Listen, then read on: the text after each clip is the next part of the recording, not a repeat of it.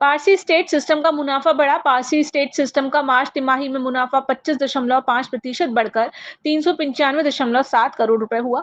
सालाना आय 25.15% बढ़कर 3,242.1 करोड़ रही। पूरे वर्ष में लाभ 28% और राजस्व 21.55% बढ़ा। कंपनी की नवाचार और डिजिटल सेवाओं की मांग इसके अच्छे प्रदर्शन का प्रमुख कारण रही।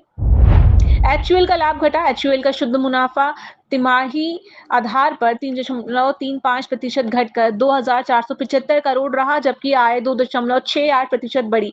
खर्च बढ़ने और मांग सुस्ती से मुनाफा घटा। पूरे वर्ष में मुनाफा 3.78% बढ़ा। कंपनी ग्रामीण मांग और प्रोडक्ट पोर्टफोलियो को मजबूत करने पर ध्यान दे रही है। क्रेडिफिन ने जुटाई 213 करोड़ की पूंजी। एग्रीगेटर ऋणदाता क्रेडिफिन लिमिटेड ने इक्विटी और डेट के माध्यम से 213.6 करोड़ रुपए जुटाए। इनमें 6.7% इक्विटी और 93.3% ऋण है। ये पूंजी विस्तार और डिजिटल भुगतान को बढ़ावा देने में लगेगी। आईसीआईसीआई, ईएसएफ बैंक जैसे संस्थान शामिल हुए। सीईओ शल्य गुप्ता ने इसे वित्तीय समावेश की दिशा में कदम बताया।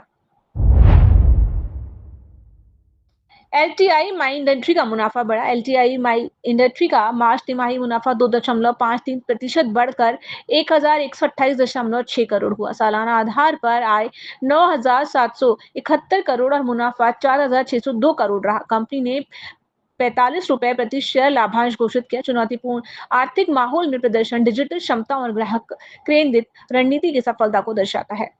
नाबार्ड का एग्री फिनटेक स्टार्टअप में निवेश। नाबार्ड ने पहली बार agri fintech company 24/7 money works में 10% हिस्सेदारी ली। इसका उद्देश्य ग्रामीण ऋण प्रणाली को डिजिटल बनाना है। कंपनी का ई किसान क्रेडिट प्लेटफॉर्म कृषि ऋण को स्वचालित करता है। ये कदम ग्रामीण वित्त व्यवस्था को आधुनिक और पारदर्शी बनाने की दिशा में महत्वपूर्ण माना जा रहा है।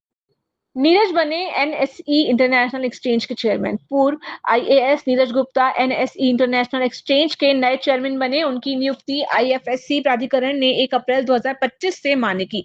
वे निवेश विभाग में सचिव रह चुके हैं। उनके अनुभव से एनएसई का अंतर्राष्ट्रीय विस्तार और रणनीतिक सहयोग सशक्त होगा, खासकर गिफ्ट सिटी जैसी वैश्विक हब में। यूएई भारत मार्ट से निर्यात को मिली छूट। आरबीआई ने यूएई के भारत मार्ट में गोदामों से निर्यात की अनुमति दी है। अब निर्यातक माल बिक्री के 9 महीने के भीतर विदेशी मुद्रा ला सकते हैं। ये व्यापार प्रक्रिया को सरल बनाएगा और एमएसएमई सेक्टर को वैश्विक बाजारों तक पहुंच में मदद करेगा। निर्यातकों को अब विदेशी ग्राहकों से सीधे सौदे की सुविधा मिलेगी। बच्चों को मिलेगा बैंक खाता खोलने का अधिकार। आरबीआई ने बैंक को 10 वर्ष से अधिक उम्र के बच्चों को स्वतंत्र रूप से बैंक खाता खोलने की अनुमति दी है। अब वे बचत, डेबिट कार्ड, नेट बैंकिंग जैसी सुविधाएं ले सकेंगे। ये वित्तीय साक्षरता और आत्मनिर्भरता को बढ़ावा देगा। हालांकि ओवरड्राफ्ट और उधारी की सुविधा नहीं दी जाएगी।